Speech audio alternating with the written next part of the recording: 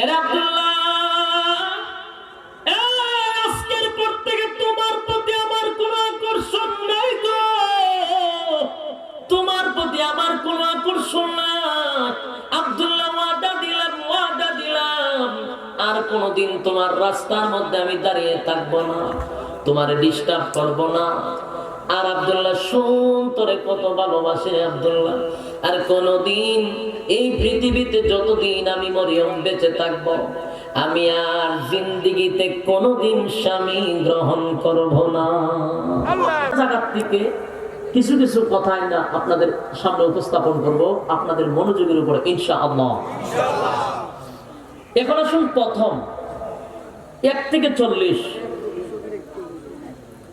রাসূল সাল্লাল্লাহু আলাইহি ওয়াসাল্লাম ছিলেন সমস্ত নবীকুলের সম্রাট, সমস্ত নবীগণের এবং দু জাহানের যিনি বাদশা, আল্লাহর পরে যার সম্মান আর মর্যাদা। এই বিশ্বনবী মুহাম্মদুর রাসূলুল্লাহ সাল্লাল্লাহু আলাইহি ওয়াসাল্লাম দুনিয়াতে ওনাকে কেন পাঠাইলেন? শুধু আমাদের নবী নয়, শুধু আমাদের নবী নয়, 1 থেকে প্রায় 2,26,000 পয়গম্বর যত নবী রাসূল দুনিয়াতে আসছেন, সকলকে তো আল্লাহ পাঠাইছে দ্বীন প্রচারের জন্য, ঠিক না? দ্বীন প্রচারের জন্য কিন্তু পাঠাইছে। তাদের কাজই হলো দ্বীন প্রচার করা। এখন প্রশ্ন হলো, আমার রাসূলকেও পাঠাইলেন দ্বীন প্রচারের জন্য, ইসলাম কায়েম করার জন্য। তো রাসূল পাইলেন মোটে মাত্র 63 বছর। 1 থেকে 40 বছর পর্যন্ত উনি কোন দিনের দাওয়াত দিছে? রোজার কথা বলছে, নামাজের কথা, সুদ ঘুষ কোন বিষয় উনি আলোচনা করেন নাই। কয় বছর? 40 বছর। সচেতন যারা আছেন, শিক্ষিত যারা আছেন, জ্ঞানী যারা আছেন, খুব মনোযোগ দিয়ে শুনবেন ইনশাআল্লাহ। আর যারা বুঝেন কম, আপনারা মেহেরবানি করে এদিক সেদিক তাকায় না, একটু বোঝার চেষ্টা করেন। আলোচনা বক্তা শুরু করলে খালি আপনারা চিন্তা করেন কোন সময় টান টুন মারবো। এই জন্যই তো আপনারা আলোচনা কোনো কিছু নিয়ে বাড়ি যেতে পারেন না। যদি জিগায় বক্তা ওয়াজ কেমন করছে রে, হালায় ভাড়ায় উড়াইলিস, কি কয় ঢাকায় বাসা, পুরান ঢাকায় হালায় ভাড়ায় উড়াইলিস, কিতা পাঠাইছে এডি বিতার মাইকে খালি কেরকিরি ডাকছে।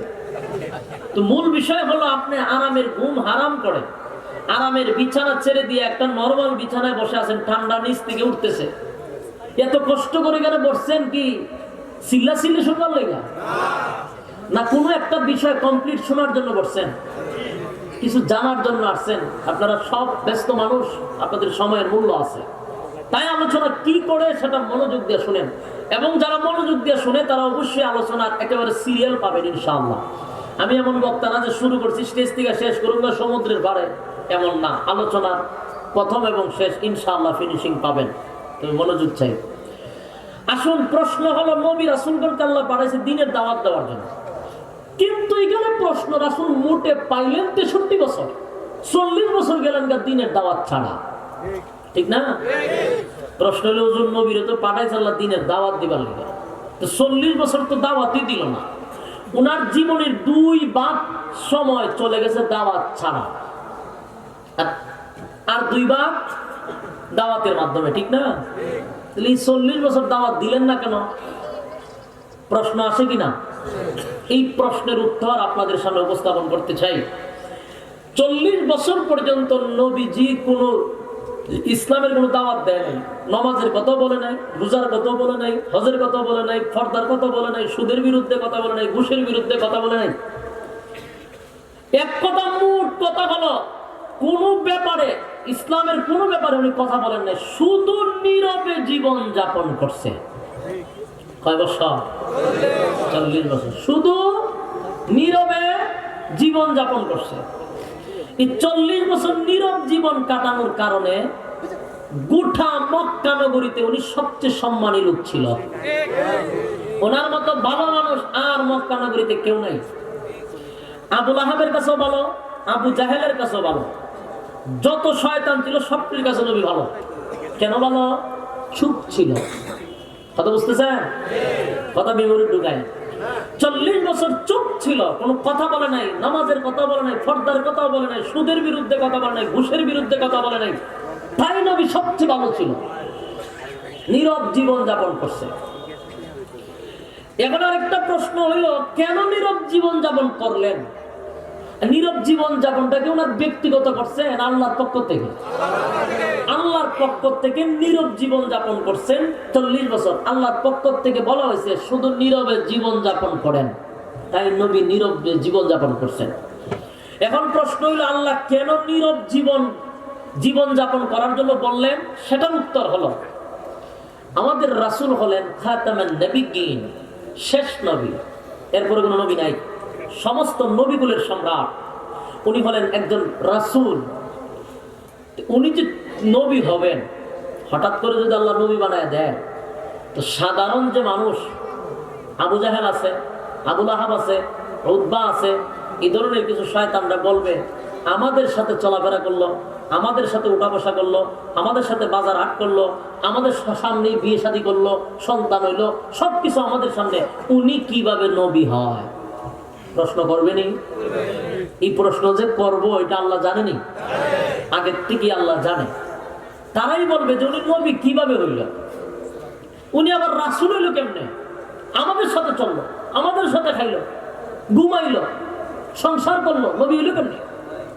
এই প্রশ্ন যে আল্লাহ এরা যে করব আল্লাহ ভালো করে জানে। এই জন্যই আল্লাহ একা দ্বারা 40 বছর নীরব জীবন যাপন করার কথা বলছে। আর এই নীরব জীবনটাই হলো রাসূলের নবুয়তের দলিল। কথা বুঝতেছেন? এই নীরব জীবনটাই হলো নবী হওয়ার জন্য নবুয়তের দলিল। নবুয়তের দলিল কিভাবে?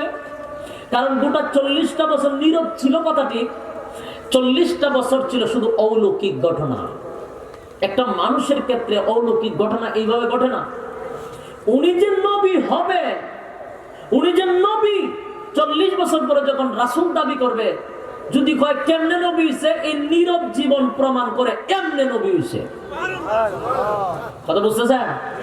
40 বছর পরে যখন বেঈমানরা বলবে কেমনে নবী হইছে, ওই 40 বছরই প্রমাণ করবে এমনে নবী হইছে। তো কেমনে নবী হইছে? আসুন কেমনে নবী হইছে। রাসূল দুনিয়াতে আসার আগের থেকেই শুরু হয়ে গেছিল অলৌকিক কিছু ঘটনা, যার থেকে প্রমাণ করে উনি নবী হওয়ার যোগ্য।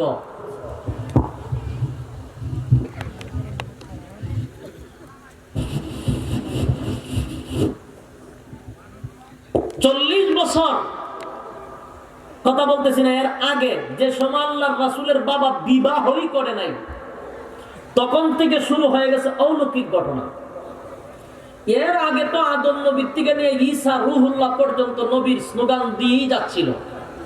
যেমন প্রধান বক্তা নিয়ম হলো সবার শেষে ওয়াজ করবে, ঠিক না? কিন্তু ওই মাগরিবের পর থেকে স্লোগান হয় প্রধান বক্তা আইতেছে, ঠিক না? তো আমাদের রাসূল প্রধান, তাই শেষে আসছে। আদম নবীর থেকে স্লোগান শুরু হয়েছে, আসতেছে।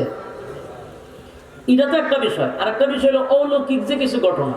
এটা হলো রাসূল সাল্লাল্লাহু আলাইহি সাল্লামের বাবা ছিল আব্দুল্লাহ, তার দাদা ছিল আব্দুল মুত্তালিব, নাকি? আব্দুল মুত্তালিব ছিল খানায়ে কাবার একজন মুতাওয়াল্লি, সর্দার ছিল। কোন সমস্যা হলে মানুষ ওনার কাছে এসে বলতো যে এই সমস্যা। তো একবার জমজমের যে পানি আমরা যে সৌদি গিয়া খানি, জমজমটা কিন্তু বন্ধ হয়ে গেছিল, এটাতে পানি আসতো না।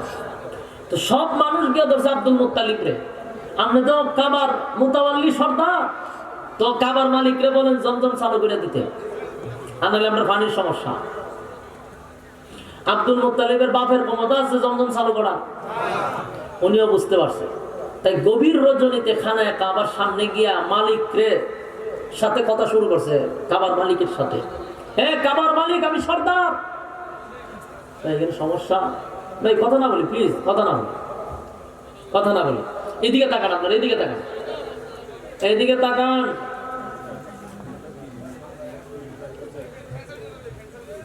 কথা না বলি ভাই, এদিকে তাকান না। এরা দুজনকে একটু মিলাই দেন, ওইদিকে নিয়ে যান একজনকে। কথা না বলি, এদিকে তাকান, এদিকে তাকান। শুনেন, আব্দুল মুত্তালিব গভীর রজনীতে কথাগুলি চমৎকার, কথাগুলি শুনেন, জেনে রাখা দরকার, এটা শেষ হয়ে যাবে। এদিকে তাকান। গভীর রাত্রে বিচার দিল কার কাছে? আল্লাহর কাছে। হে কাবার মালিক, আমি সর্দার, পানি দেওয়ার ক্ষমতা আমার নাই, তুমি দয়া করে একটু পানি দাও, আমার জমজমটা চালু করে দাও। যদি জমজম চালু করে দাও তাহলে মান্নত করলাম, আমার 10টা ছেলে আছে, একটারে কুরবানি করে দিব তোমার নামে।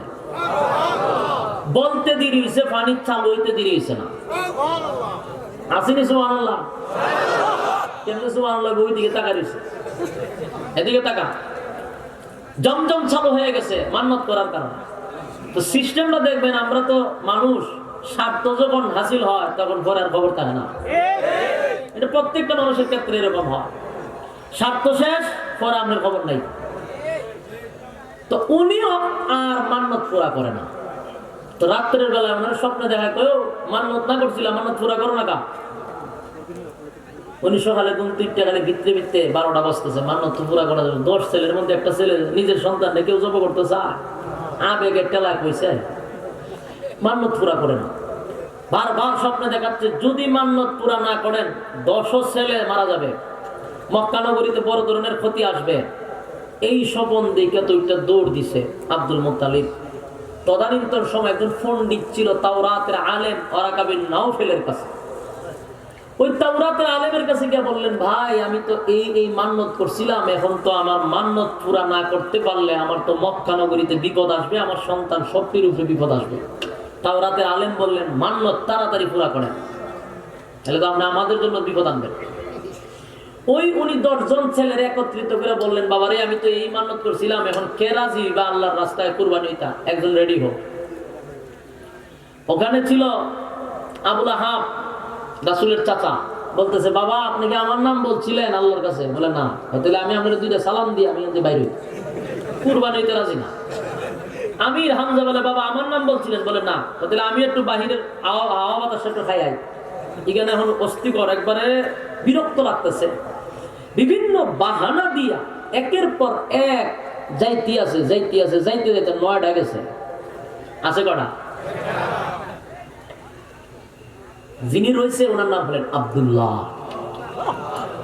আর বাকি 9 জন বাকছে বিভিন্ন অজুহাত দেয়। কেউ ভাই আমি একটু বাহিরে আসি, কেউ আব্বা আমি সালাম দেই আপনারে, মরতে চাই না। করতে করতে 9 জন গেল, আব্দুল্লাহ রয়েছে। বাবারও মনে বাধা দেয়, আব্দুল্লাহরে কেমনে জবাই করি, ছোট ছেলে না, আর সুন্দর, পয়গম্বরের বাবা কেমন হবে, মনে চায় না। কেসে আবার তাওরাতের আলেমের কাছে কেউ কইও 9টা বাকছে রয়েছে, ছোট রাইডারে কেমনে আমি কুরবানি দিই? কয় শুনেন, 9টায় তো কুরবানি হইতো না, এটা যেহেতু ছোট প্রতিবাদও করতো না, এরই জবাই করেন, আমরারে বাঁচান। আব্দুল মুত্তালিব সিদ্ধান্ত নিল আব্দুল্লাহকে জবাই করবে। দিন তারিখ ধার্য করে সুন্দর করে সাজায় গুজায় খানায় কাবার সামনে নিচ্ছে। চতুর্দিকে পাবলিসিটি হয়েছে, চতুর্দিক থেকে মানুষের আনাগোনা। খানায় কাবার সামনে এসে সবাই হাজির হয়েছে, চতুর্দিক থেকে মানুষ। আব্দুল্লাহকে শোয়া তরবারি নিয়ে আব্দুল্লাহর গলায় ধরে দিল। এমন সময় দেখে প্রায় 80 জন যুবতী তরবারি নিয়ে দাঁড়াইছে। এরা ভাই একজন না, 2 জন না, 80 জন যুবতী মেয়ে তরবারি লইয়া আব্দুল মুত্তালিবের গলার সামনে দাঁড়াইছে। রে আব্দুল মুত্তালিব, তোমার 9টা ছেলেরে একে একে জবাই করে দাও, কোনো অসুবিধা নেই, কিন্তু আব্দুল্লাহর গলার মধ্যে ছুরি লাগাইতে আমরা দিব না। আব্দুল্লাহর গলায় ছুরি লাগাইতে দিব না, এটার কারণ হলো আব্দুল্লাহ মক্কা নগরীতে থাকলে আমাদের জন্য সুবিধা হলো, তার চেহারা দেখে ব্যবসায় গেলে আপনার ব্যবসায় বরকত হয়। আব্দুল্লাহ যতদিন থাকে ততদিন আমরা যাত্রা শুভ হয়। তাই আব্দুল্লাহর গলায় ছুরি লাগাইতে আমরা দিব না, তোমার 9 ছেলেরে জবাই করো, বাধাও দিব না। এই পরিস্থিতি দেখে আব্দুল মুত্তালিব অবাক হয়ে গেল। যুবতী মাইয়ারা তরবারি লইয়া দাঁড়াইছে, যুবতীদের তালে তালে যুবকরাও দাঁড়াইছে। আব্দুল মুত্তালিব বেপাকে পড়ে গেল, কি মুসিবতে পড়লাম। যাই হোক, ছেলে রাজি হয়েছিল, এখন মেয়েরা দেয় না। এই মুসিবত কিভাবে আমার দূর হবে? দৌড়াইতে দৌড়াইতে আবার গেছে তাওরাতের আলেমের কাছে। গিয়া বলে, বাইরে ছেলে তো আমার রাজি, কিন্তু এই মক্কা নগরীর কিছু যুবতী মেয়েরা তরবারি লইয়া আমার সামনে দাঁড়াইছে। কেমনে এখন আমি কুরবানি দেই, মান্নত কিভাবে পড়া করি? মহা মুসিবতের মধ্যে পড়ে গেল আব্দুল মুত্তালিব। কিছুদিন যেতে না যেতে তাওরাতের আলেম একটা পরামর্শ দিল। পরামর্শটা হলো, আব্দুল মুত্তালিব রে, লটারি লাগায়া দাও, লটারি লাগায়া দাও। যদি আব্দুল্লাহর নাম লটারিতে আসে, আব্দুল্লাহরে জবাই করে দিবা। যদি লটারির মধ্যে উটের নাম আসে, উট জবাই করে দিবা। একদিকে উট আর একদিকে আব্দুল্লাহ, লটারি মাঝখানে। এই কথা শুনে আব্দুল মুত্তালিব আবার প্রস্তুতি নিল, আবার দিন তারিখ ধার্য করে খানায় কাবার সামনে উপস্থিত হলো। চতুর্দিক থেকে মানুষের আনাগোনা। লটারি চালু হয়ে গেল। প্রথম 10 বার লটারি টান দিছে, 10 বারই আব্দুল্লাহর নাম উঠে গেছে। এখন তো মুসিবত, আব্দুল্লাহর নাম উঠে গেছে। আবার 10 বার লটারি টান দিল, আবার আব্দুল্লাহর নাম, 10 বার আব্দুল্লাহর নাম। দ্বিতীয়বার আবার টান দিল, দ্বিতীয় 10 বার আব্দুল্লাহর নাম। ওটার নাম তো ওটা রাখলে আব্দুল্লাহর নাম ওঠে। এরকম ভাবে লটারি দিতে দিতে প্রায় 99 বার শুধু আব্দুল্লাহর নাম উঠছে। জোরে কোন সুবহানাল্লাহ। 99 বার আব্দুল্লাহর নাম। এমনি যুবতীরা তরবারি লইয়া দাঁড়ায় গেল। রে আব্দুল মুত্তালিব, 99 বার আব্দুল্লাহর নাম উঠে গেল। 100 বার হইতে আর কত লাগে? এদের টার্গেট হলো শেষ লটারি। এখন যদি আব্দুল্লাহর নাম উঠে রে, আর কোনো বাধা মানা হবে না। শেষবারের মতো লটারি। যুবতীরা তরবারি লইয়া আব্দুল মুত্তালিবের কাছে গিয়া বলে, আব্দুল মুত্তালিব, 99 বার আব্দুল্লাহর নাম উঠছে। 99 কেন, যদি 99,000 বার ওঠে, রে আব্দুল মুত্তালিব, ওয়াদা দিলাম আব্দুল্লাহর গলায় ছুরি লাগাইতে আমরা দিব না। আব্দুল্লাহর গলায় ছুরি লাগাইতে পারবা না যদিও আরেকবার ওঠে। চতুর্দিকে যুবতীরা তরবারি লইয়া ঠং দাঁড়িয়ে আছে। আব্দুল মুত্তালিব এমন মুসিবতে পড়ছে। এলাকার সর্দাররা বলে, আব্দুল মুত্তালিব কোনো বাধা মানা হবে না। শেষবারের মতো লটারি টান দেওয়া হবে, মান্নত পুরা করতেই হবে। এরাও দাঁড়ায় রয়েছে। শেষবারের মতো যখন লটারি টান দিল গো, লটারি উল্টায়া দেখে উটের নাম উঠে গেছে। উটের নাম উঠে গেল, সবাই খুশি। একে একে 100 উট জবাই করে দিছে আল্লাহর রাস্তায়। ভাইরা আমার, যেই কথাটা বুঝাইতে চাই, আমি আপনাদেরকে তো পিছনে কেন নিলাম, শুধু নবীর শান বোঝানোর জন্য। তাই একটু পিছন থেকে যদি আপনাদেরকে বুঝায় আসি, তাহলে একেবারে বুঝতে সুবিধা হবে।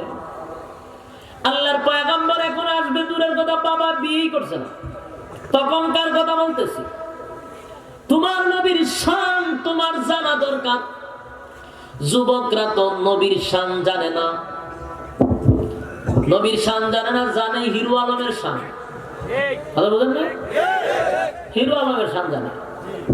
এতে কদিন পরে পরে একটা নমুনা করে, আর হের লিস্টির যুবকরা লিখে রেখে দেয়।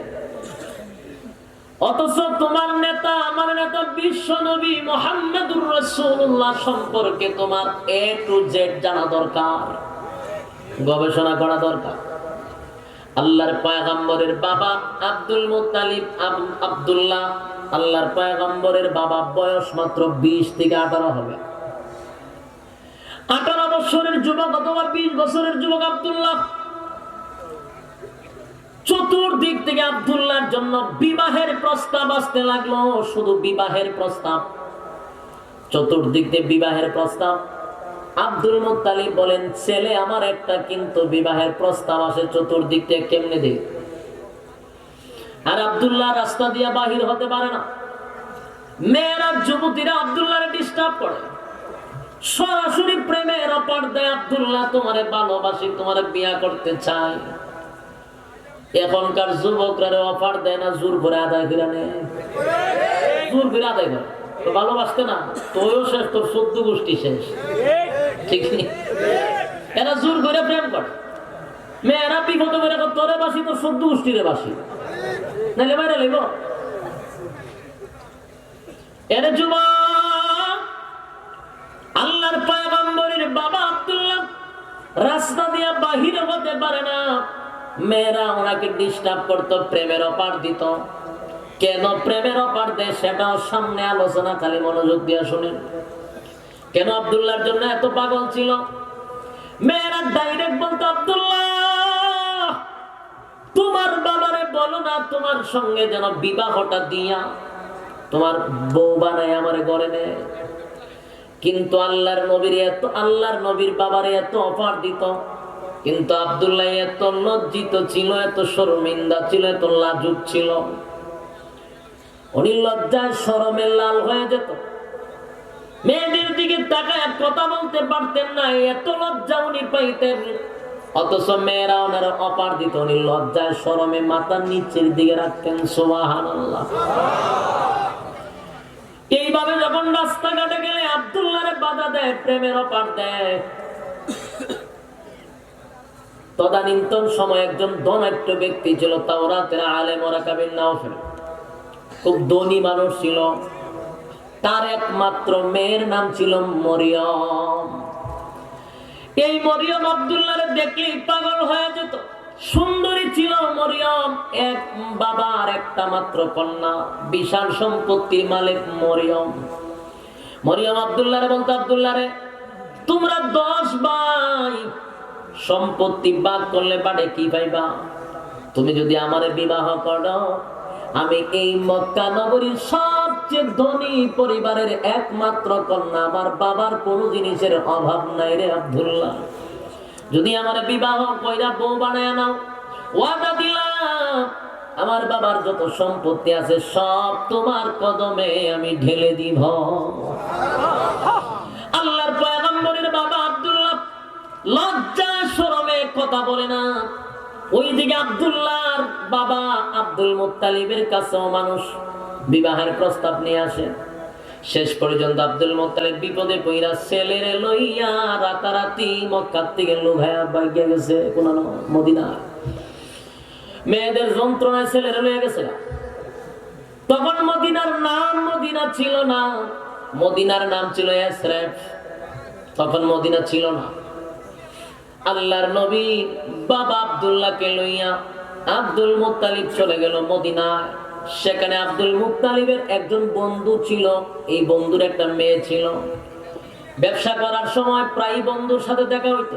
রে দোস্ত, তোর মেয়েটা বড় সুন্দর, অন্য জায়গায় বিবাহ দিস না, আমার একটা ছেলে আছে খুব সুন্দর, তোর মেয়েও সুন্দর, আমার ছেলেও সুন্দর, দুজনরে মানাইবো বালা। তুই যদি তোর মেয়ের বিবাহ দেস, আমার পরামর্শ ছাড়া দিস না দোস্ত, তোর কাছে আমার একটা আবদার।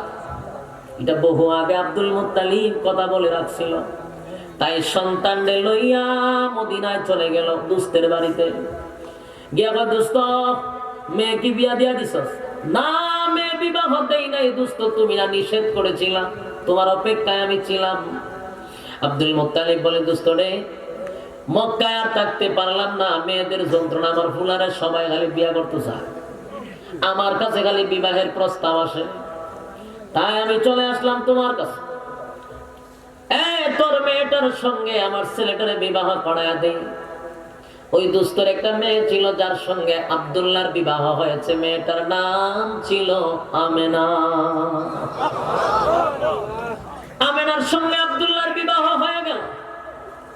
বিবাহ হওয়ার পরে কিছুদিন মক্কা মদিনায় কিছুদিন এখানে থাকলেন। অনেক দিন থাকার পরে আব্দুল মুত্তালিব পুত্রবধূকে লইয়া, সন্তানকে লইয়া আবার মক্কায় আসছে।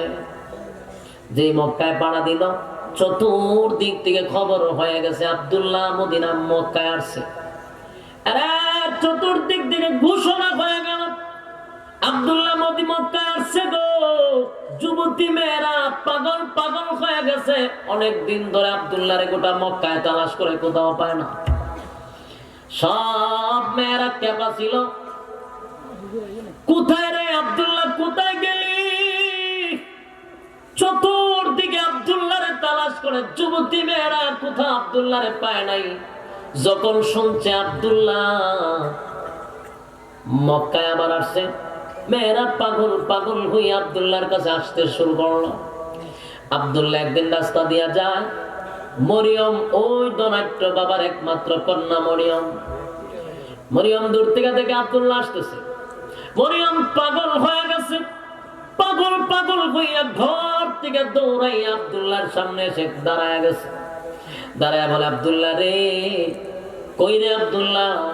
গোটা মক্কা নগরী তালাশ করলাম, কোথাও তোমারে পাইলাম না। কোথায় গেছিল আব্দুল্লাহ? আয় করে আমি ঘরে নিয়ে কিছু কথা বলতে চাই।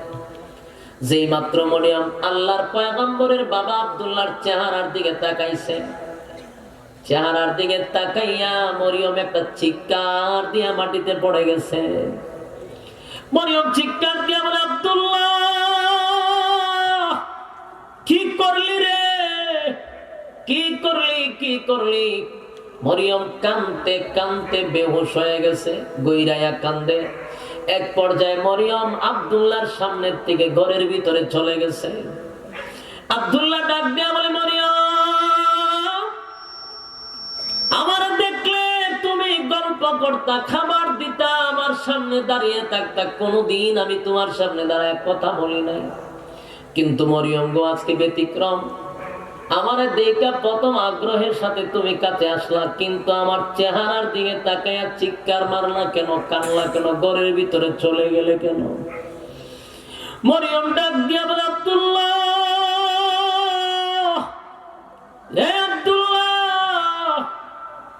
খানায় কাবার কসম দিয়ে বলি রে আব্দুল্লাহ, তাওরাতের কসম দিয়ে বলি রে আব্দুল্লাহ, মিথ্যা কথা বলবি না। বল আব্দুল্লাহ, তুই কি বিবাহ করেছিস রে আব্দুল্লাহ? বল, বিবাহ করেছিস? আব্দুল্লাহ বলে, হ্যাঁ মরিয়ম, আমি তো বিবাহ করেছি। কোথায় রে বিবাহ করেছিস? বলে, মরিয়ম আমি বিয়ে করেছি মদিনায়। মেয়ের নাম কি? বলে, আমেনা। হ্যাঁ রে আব্দুল্লাহ, কেমনে রে এমন কামটা করতে পারলি? আসমানটা ভেঙে মাথায় পড়ে গেল রে আব্দুল্লাহ। আরে আব্দুল্লাহ, তোর জন্য আমি পাগল ছিলাম, এমনি এমনি পাগল ছিলাম না রে আব্দুল্লাহ। আরে আব্দুল্লাহ, এমনি এমনি পাগল ছিলাম না। আমার বাবা হলো তাওরাতের আলেম, আমার বাবা হলো পণ্ডিত। ইনজিল কিতাব, তাওরাত কিতাব আমার বাবা রিসার্চ করে। আমার বাবার সঙ্গে থেকে থেকে আমিও তাওরাত রিসার্চ করতে লাগলাম। ওই তাওরাত পড়তে গিয়ে আমি তাওরাতের মধ্যে মুহাম্মদী নূরের সন্ধান পেয়েছি। আর রাসূল বলেন, আল্লাহু আকবার। কষ্ট হয়। এর যুবক ভাই, তাহলে এবার আসুন, কি পাইছে? মুহাম্মদী নূর পাইছে। কথা বুঝতেছে? বেশি না, হালকা, মানুষ যেন কথা বুঝে, আউট ফুটে দিয়ে দেবে। এবার আসুন, আল্লাহর পয়গম্বরের বাবা আব্দুল্লাহর কাছে বলে, আব্দুল্লাহ রে, আমি তাওরাত রিসার্চ করে মুহাম্মদী নূরের সন্ধান আমি পেয়েছি। মুহাম্মদী নূরের সন্ধান আমি তাওরাত রিসার্চ করে দেখলাম, অচিরেই মুহাম্মদের জন্ম হবে, পৃথিবীতে পদার্পণ করবে, যিনি সমস্ত নবী কুলের সম্রাট হবে, দুজাহানের বাদশা হবে, শেষ পয়গম্বর হিসাবে দুনিয়াতে পদার্পণ করবে। আর এই নূরের সন্ধান করতে করতে এই নূর আমি আব্দুল্লাহ তোর কপালে দেখতে পাইতাম।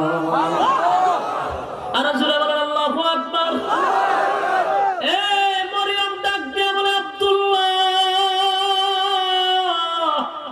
যেদিন থেকে মুহাম্মদী নূর আমি তোমার কপালে দেখছি গো, সেদিন থেকে তোমার জন্য পাগল হয়ে গেছে আব্দুল্লাহ। আমি ওই কিতাবের মধ্যে এটাও পেয়েছি, মুহাম্মদের মা যিনি হবে, তিনি হবে পৃথিবীর শ্রেষ্ঠ মা। আরে আব্দুল্লাহ, আমি পৃথিবীর শ্রেষ্ঠ মা হইতে চাইছিলাম। পৃথিবীর শ্রেষ্ঠ মা হিসাবে আমি পৃথিবীর শ্রেষ্ঠ মা হইতে চাইছিলাম। আব্দুল্লাহ রে, আমার সব বরবাদ হয়ে গেল রে আব্দুল্লাহ, কি করলি আমার না জানাইয়া? আরে আব্দুল্লাহ, তোর জন্য কত পাগল কত পাগল ছিলাম রে আব্দুল্লাহ, জানোস রে আব্দুল্লাহ তোর জন্য কত পাগল ছিলাম। যেদিন তোমার বাবা মান্নত পুরা করার জন্য খানা কাবার সামনে তোমার জবাই করার জন্য নিয়েছিল, সেদিন 80 জন যুবতী দাঁড়াইছিল তোমার পক্ষে। রে আব্দুল্লাহ, ওই 80 জন যুবতী আমি মরিয়ম পাঠাইছিলাম। হে আব্দুল্লাহ, 80 জন যুবতীর নেতৃত্ব আমি দিয়েছিলাম। শুধু এখানে নয়, তোমার শরীরে একটা টাচ করার শক্তি কারো ছিল না। গোটা মক্কা নগরী তোমার কপালে সেই নূর আর দেখা যায় না। তাওরাত কিতাবে লেখা ছিল, যেদিন তুমি বিবাহ করবা, তোমার বিবির সঙ্গে প্রথম রাত যাপন করবা, সেদিন সেই নূর ওই মায়ের গর্ভে চলে যাবে।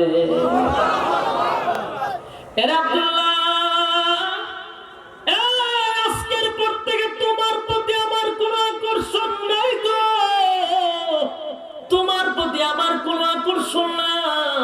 আব্দুল্লাহ, ওয়াদা দিলাম আর কোনদিন তোমার রাস্তার মধ্যে আমি দাঁড়িয়ে থাকবো না, তোমার ডিস্টার্ব করবো না।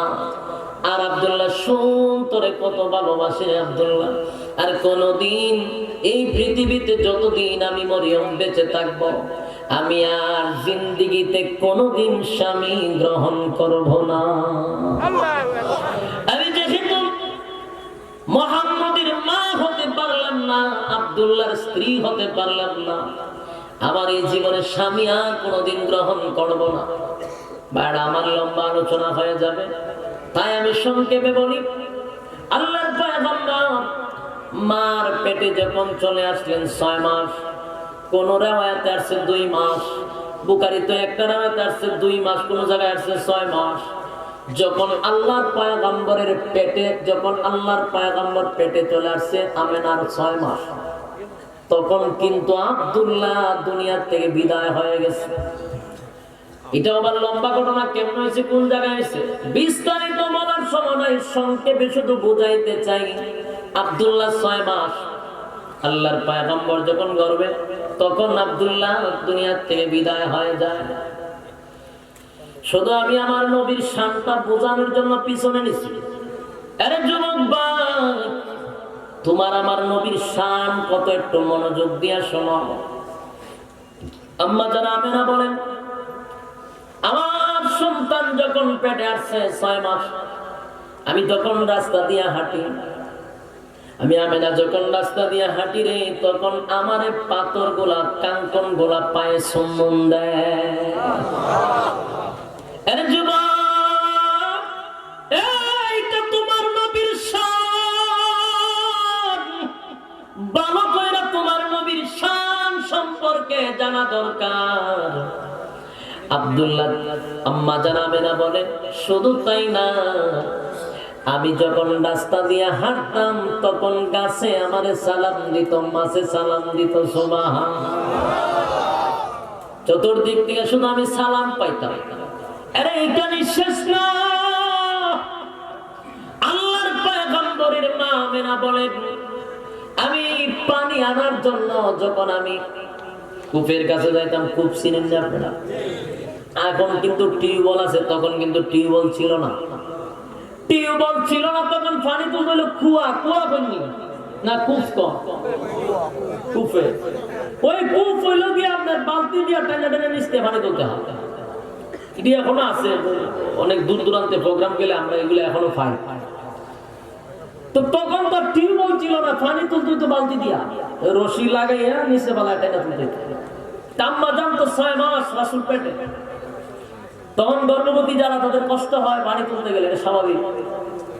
আম্মা জান আমেনা যখন কূপের কাছে গেলেন পানি তোলার জন্য, এমনি আওয়াজ শোনা যায়, আল্লাহ ডাক দিয়া বলেন, জিবরাইল, আমার বন্ধুর মা পানি তোলার জন্য কূপের কাছে যায়।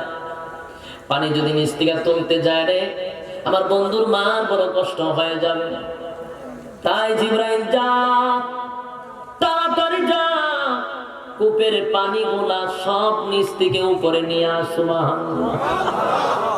আমেনা বলেন, পানি আনতে গেলে দেখি পানি একেবারে কূপের কাছে, আমার কোনো কষ্ট হয় না। এর যুবক ভাইটা তোমার নবীর শান। এখানে শেষ না, আম্মা জান আমেনা বলেন আমি কোথাও দাঁড়িয়ে থাকলে উপরের পাখিগুলো কিচির মিচির করে বলে, রাত পাখিরা সাবধান, বিশ্ব নবীর মা দাঁড়িয়ে আছে, ভুলেও উপর দিয়া যাবি না, বেয়াদবি হবে। আরে ভাই, এটা তোমার নবীর শান, এখানে তোমার নবীর শান শেষ নয়। সংক্ষেপ করার জন্য আমি আবার জন্মের কাছে আসি। আল্লাহর নবী যেদিন দুনিয়াতে পদার্পণ করবে, যেদিন নবী দুনিয়ায় আসবে রে, সেদিনও অলৌকিক ঘটনা ঘটছে। এখন থেকে আপনি হিসাব মিলাবেন। এই যারা ক্লাস শুনতেছেন, এখন থেকে হিসাব মিলাবেন। আমি যে বলছিলাম 40 বছর নীরব জীবন, ইয়াদ আছে? এই সাবজেক্ট ইয়াদ আছে? 40 বছর নীরব জীবন এখান থেকে আপনারা শুরু করবেন। যেদিন নবী দুনিয়ায় পদার্পণ করেছিল 12ই রবিউল আউয়াল সুবে সাদিকের সময় নবী দুনিয়ায় আসছে। এরা নবী যে দুনিয়ায় আসছে সাধারণ ভাবে আসে নাই, স্বাভাবিক ভাবে আসে নাই, তুমি আমি যেইভাবে আসে এইভাবে আসে নাই। আল্লাহর নবী যখন দুনিয়ায় আসে, আম্মা জানা আমেনা বলেন আমার সন্তান দুনিয়াতে আসছে। ওখানে দুইজন দাসী ছিল, একজন আবু লাহাবের দাসী, আর একজন ছিল উম্মে আইমান ছিল একজন দাসী। দুইজন দাসী ছিল। আম্মা জানা আমেনা সহ যখন রাসূল দুনিয়াতে পদার্পণ করবে, দাসীরা বলতেছে আমরা নিজের চোখকে দেখছি আল্লাহর পয়গম্বর যখন দুনিয়ায় আসে, মানুষ দুনিয়ায় আসলে তার শরীরের মধ্যে ময়লা লাগানো থাকে, কথা বলে না, রক্ত লাগানো থাকে, তারপরে দেখবেন একটা নার লাগানো থাকে, এটা একেবারে ফেটে দিতে হয়, ঠিক নেই? কিন্তু দাসীরা বলেন আরে আমরা তাকে দেখি গো, এমন আশ্চর্যজনক জন্ম পৃথিবীতে আর কারো হয় নাই, হবেও না। আমরা তাকায়া দেখি মুহাম্মদ যখন দুনিয়াতে পদার্পণ করেছে, কে যেন তারে গোসল করাইয়া পরিষ্কার করাইয়া, একেবারে পরিষ্কার গোসল টোসল করাইয়া কে যেন পাঠাইছে, মেসকে আম্বর লাগাইয়া আসার পরে গোটা গড়টা যেন সুগ্রানে মুখরিত। এটা তোমার নবীর শান। এইখানে শেষ নয়, মানুষ আসলে পরে তার নার কেটে দিতে হয়। আল্লাহর নবীর নার কাটা অবস্থায় আসছে, খতনা করা অবস্থায় আসছে। এখানেই শেষ নয়, বড় আশ্চর্য ব্যাপার হলো মানুষ আসার সময় কান্দে। আল্লাহর নবী দুনিয়া আসছে, উম্মে আইমান বলেন আমি তাকায়া দেখি গো, পয়গম্বর দুনিয়াতে আসার সাথে সাথে যেই মাত্র দুনিয়াতে ভূমিষ্ঠ হয়েছে, তখনই উনি আল্লাহর কুদরতি পায়ে সেজদায় পড়ে গেছে। সেজদায় পড়ে দীর্ঘক্ষণ সময় সেজদায় পড়ে আছে। আম্মা জানা আমেনা বলেন আমি মনে করেছি সেজদায় পড়ে আমার ছেলে দেখি গুনগুনায়া কান্দে। হায় রে, আমার ছেলে কেন কান্দে? মানুষও কান্দে, আমার নবীও কান্দছে, কিন্তু ব্যতিক্রম। নবী সেজদায় পড়ে, আম্মা জানা আমেনা কাছে গিয়ে দেখে মুহাম্মদ কান্দে। সেজদায় পড়ে রব্বি হাবলি উম্মতি, আর রাসূল বলেন আল্লাহু আকবার। এটা তোমার নবীর শান, এটা তোমার নবীর শান গো। আল্লাহর পয়গম্বর দুনিয়াতে আসার পরে কুদরতি পায়ে সেজদা দিয়া নবীজি উম্মতি উম্মতি বলে কান্দে। আরে যুবক ভাই, নীরব জীবন কয় বছর? 40 বছর নীরব জীবন। কেমনে নবী হইল? কেমনে নবী হইল? এগুলার থেকে প্রমাণ শুনুন। আল্লাহর নবী দুনিয়াতে আসার পরে সেজদায় পড়ে গেছে, এটা কোনো মানুষের দ্বারা সম্ভব? এখন কোনো মানুষের দ্বারা সম্ভব? এটা কার জন্য সম্ভব? শ্রেষ্ঠ নবীর জন্য সম্ভব। তাহলে এই জন্মটাই বলে দেয় নবী নবী হওয়ার দলিলটা, ঠিক কিনা বলেন? এই জন্ম হলো নবী হওয়ার নবুয়তের দলিল। এরপর এখানে শেষ না, আল্লাহর নবী দুনিয়াতে আসার পরে কিছুক্ষণের ভিতরে একটা কুয়াশার মতো ঘরটা অন্ধকার হয়ে গেল। এমনি আওয়াজ আসতেছে, আমিনা গো তোমার সন্তানকে আমরা একটু সময়ের জন্য সফর করে নিয়ে আসবো। আমিনা চোখের পানি ছেড়ে দিয়ে বলে সবে মাত্র আমার সন্তান আসছে, কে নিয়ে যেতে চায়? আমার সন্তানের যদি কোনো ক্ষতি হয়ে যায়, জিবরাইল ডাক দিয়ে বলে, আমেনা, এই সন্তান সাধারণ কোন সন্তান নয় গো, তোমার সন্তানকে ঠিক টাইম মতে তোমার কাছে ফিরায় দেওয়া হবে। আল্লাহর হুকুমে তোমার সন্তানকে গোটা পৃথিবীটা ভ্রমণ করানো হবে। সুবহানাল্লাহ। আল্লাহর নবীকে, আল্লাহর পয়গম্বরকে গোটা পৃথিবী কোন কায়নাত নবীকে ভ্রমণ করাইছে, নবীরে ভ্রমণ করাইছে। প্রশ্ন হলো কেন ভ্রমণ করাইলো? যুবক ভাই, প্রশ্নটা হলো কেন ভ্রমণ করাইলো? তার কারণ হলো কোন সৃষ্টি জগৎ যেন এই কথা না বলতে পারে যে ওনাকে আমরা চিনি না। কথা বুঝতেছেন? নবী দাবি করার পরে যদি কোন সৃষ্টি যেন না বলতে পারে যে আমরা ওনাকে চিনি না। তাই সমস্ত মাখলুকাতের সাথে আমার নবীরে পরিচয় করাইছে। আরে তোমার নবীরে নদী চিনে, গাছে চিনে, মাছে চিনে, চন্দ্র চিনে, সূর্য চিনে, তারকা চিনে, তোমার নবীরে মেঘমালায় চিনে। তাই নবী যখন রাস্তা দিয়ে হাঁটতেন কোনদিন নবীর শরীরে রুদ্র লাগতো না। মেঘমালা নবীর পিছনে পিছনে হাঁটতো। সুবহানাল্লাহ। এর যুবক ভাই, লম্বা হয়ে যাচ্ছে। আল্লাহর পয়গম্বরকে কোন কায়নাত ভ্রমণ করাইয়া আমেনার কাছে ফিরাইয়া দেওয়ার সময় আল্লাহ বলেন, জিবরাইল রে, আমার বন্ধুর ভিতরে আমার যত নবী রাসূল দুনিয়াতে আসছে সমস্ত নবী রাসূলগণের গুণগুলো আমার নবীর ভিতরে ঢোকায়া দে। এর যুবক ভাই, বলুন কোন মানুষের দ্বারা এটা সম্ভব? এটা একমাত্র শ্রেষ্ঠ নবী, নবী হওয়ার জন্য এগুলা নবুয়তের দলিল হিসাবে জোরে কোন ঠিক নেই। এখানে শেষ না, 1 থেকে 40 বছর নবী নীরবে জীবন যাপন করছে। এখানে শেষ না, আল্লাহর পয়গম্বরকে দেখার জন্য আবু তালেব নবীর চাচা, আবু তালেব নবীর চাচা, বড় মহব্বতের চাচা, ছোটবেলায় যখন নবী দুনিয়াতে আসছে তখনই দেখার জন্য গেছে। গিয়া বলে, আমেনা, এই মুহাম্মদ একটু দেখতে চাই গো, মুহাম্মদ একটু দেখতে চাই। দাসীরা আল্লাহর পয়গম্বরকে আবু তালেবের সামনে রেখে গেছে, একটু জায়গায় রাসূলকে শোয়া দিছে। আবু তালেব নবীর চেহারার দিকে তাকাইয়া এক দৃষ্টিতে তাকাইয়া অবাক হয়ে গেছে। বলতেছে, এত সুন্দর চেহারা আমি আর জীবনে দেখি নাই। আল্লাহর নবীর চেহারার দিকে তাকাইয়া অবাক হয়ে গেল। আবু তালেব একবার চন্দ্রের দিকে তাকায়, আরেকবার বাতিজার দিকে তাকায়, একবার চন্দ্রের দিকে তাকায়, আরেকবার বাতিজার দিকে তাকায়। যতবার চন্দ্রের দিকে তাকায় ততবার দেখে চন্দ্র খালি নিচে নামে। আল্লাহু আকবার বলে গিয়া বললেন, চন্দ্র নিচে নামে। আবু তালেব আবার তাকায়, দেখে আবার নিচে নামে। এই দৃশ্য দেখে আবু তালেব ভয়ে তরতর করে কাঁপতে লাগলো। এমন ভয় ভিতরে শুই, একবার নবীর দিকে তাকায়, আর একবার চন্দ্রের দিকে তাকাইতে তাকাইতে দেখে চন্দ্রটা নবীর সামনে চলে আসতেছে।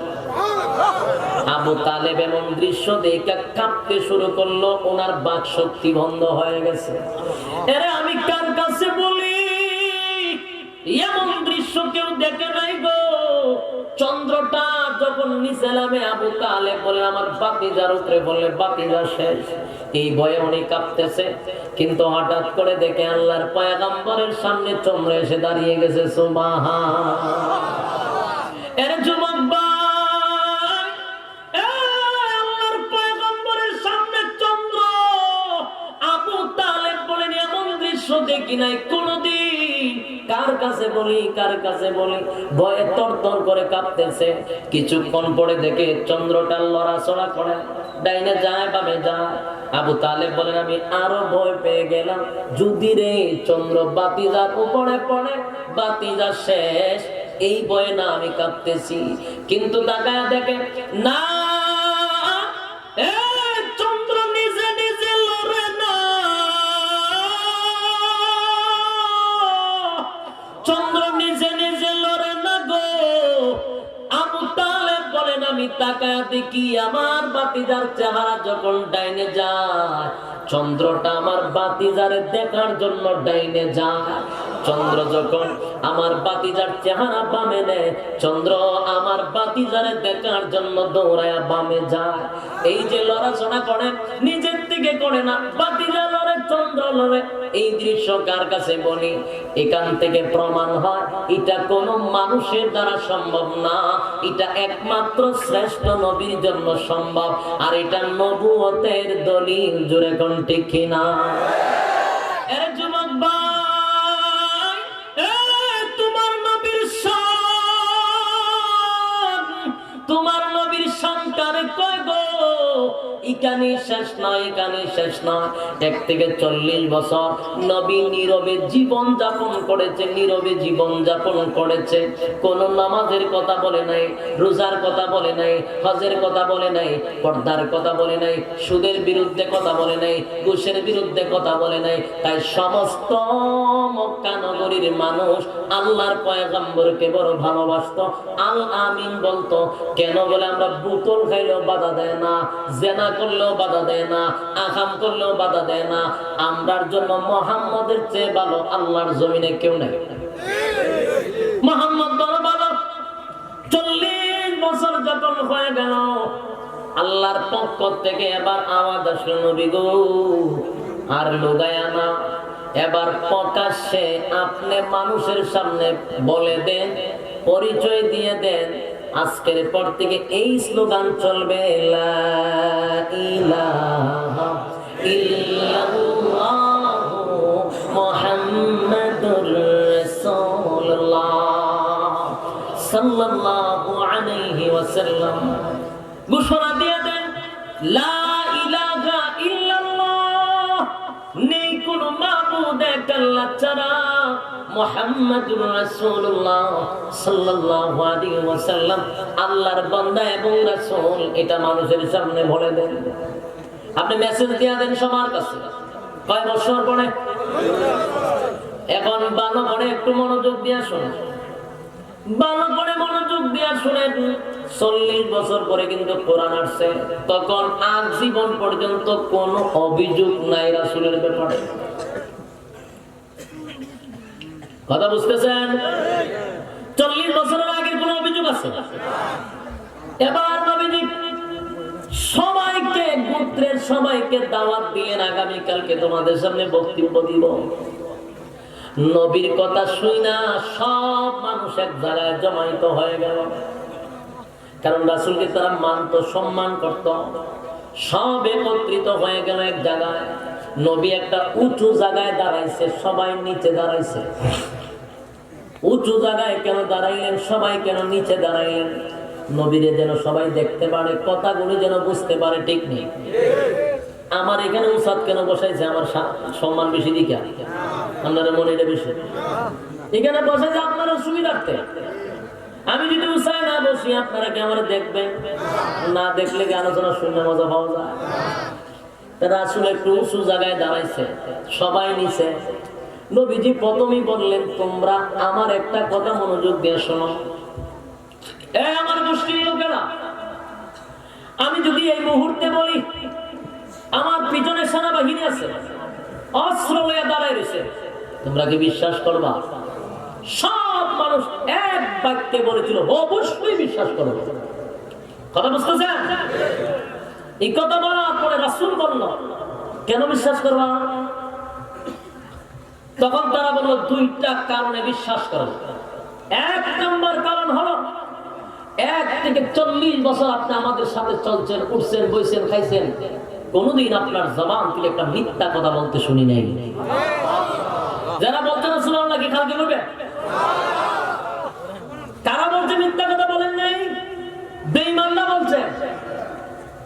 কথাগুলি আর মনোযোগ দিয়ে। 40 বছর পরে রাসূল বললেন, আমার কথা তোমরা বিশ্বাস করো কেন? আমি মিথ্যা কথা বলছেন এই জন্য। 2 নম্বর কি? 2 নম্বর হলো, আপনি উঁচু জায়গায় দাঁড়াইছেন আর আমরা নিচে। পিছনে যদি কেউ তাকে, এটা আপনি দেখেন, আমরা তো শুধু আপনারা দেখি। আর আপনি 2 সাইড দেখেন, পিছনে দেখেন, সামনে দেখেন। এই কারণে বিশ্বাস করার 2 নম্বর কারণ। রাসূল তখন বললেন, তোমাদের কথার উপরে সিদ্ধান্ত হবে, তোমাদের নিজের মুখ দিয়ে বলছো আমি কোনদিন মিথ্যা বলি নাই। আজও যা বলবো মিথ্যা বলবো না, ভবিষ্যৎ মিথ্যা বলি না, বলবো না।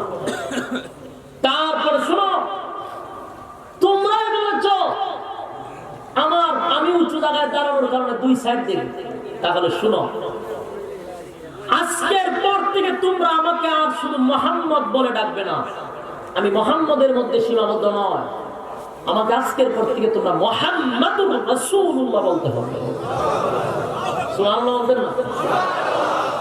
আর আমার সঙ্গে তোমরা পড়ে নাও লা ইলাহা ইল্লাল্লাহ মুহাম্মাদুর রাসূলুল্লাহ সাল্লাল্লাহু আলাইহি ওয়াসাল্লাম। খুব মনোযোগ দিয়ে শুনবেন ভাইরা আমার, যদিও কষ্ট হয় ওয়াজের পয়েন্টটা ভালো করে ধরবেন। ঝামেলাটা কিন্তু এখান থেকে শুরু হয়। 40 বছর কোনো ঝামেলা নাই। যেই মাত্র নবী বললেন লা ইলাহা ইল্লাল্লাহ, নেই কোনো মাবুদ এক আল্লাহ তাআলা, মুহাম্মাদুর রাসূলুল্লাহ, আজকের পর থেকে আমি মুহাম্মদ নয়, আমি মুহাম্মাদুর রাসূলুল্লাহ সাল্লাল্লাহু আলাইহি ওয়াসাল্লাম। এই কথা বলার পর নবী বললেন আজকের পর থেকে কথা হলো কোনদিন গাছের পূজা, মাছের পূজা, সূর্যের পূজা, চন্দ্রের পূজা, লিঙ্গের পূজা, বাবার পূজা, জড়ার পূজা, ল্যাংটার পূজা, কোন পূজা চলবে না। একমাত্র গোলামি চলবে আল্লাহ। একমাত্র গোলামি কার? আল্লাহর নবী বললেন এ আমার পুত্রের লোকেরা ভালো করে শোন, আজকের পর থেকে কোনো গাছের পূজা চলবে না, মূর্তির পূজা চলবে না, আজকের পর থেকে কোনো বাবার পূজা চলবে না, চলবে কার? আল্লাহ। আর আমি হলাম ওনারই বান্দা এবং রাসূল। যেই মাত্র নবী এই কথা বলছে, সর্বপ্রথম আপন চাচা আবু লাহাব নবীর বিরুদ্ধে ফাতর নিয়ে দাঁড়াইছে। এ মুহাম্মদ, এতদিন খুব ভালো ছিলা, তুমি তো অসুস্থ হয়ে গেছো। আসি নাউজুবিল্লাহ। এতদিন ভালোই ছিলা, এখন তুমি অসুস্থ হয়ে গেছো, উল্টা পাল্টা বলতেছো। আমরা 360টা খুদা আমাদের,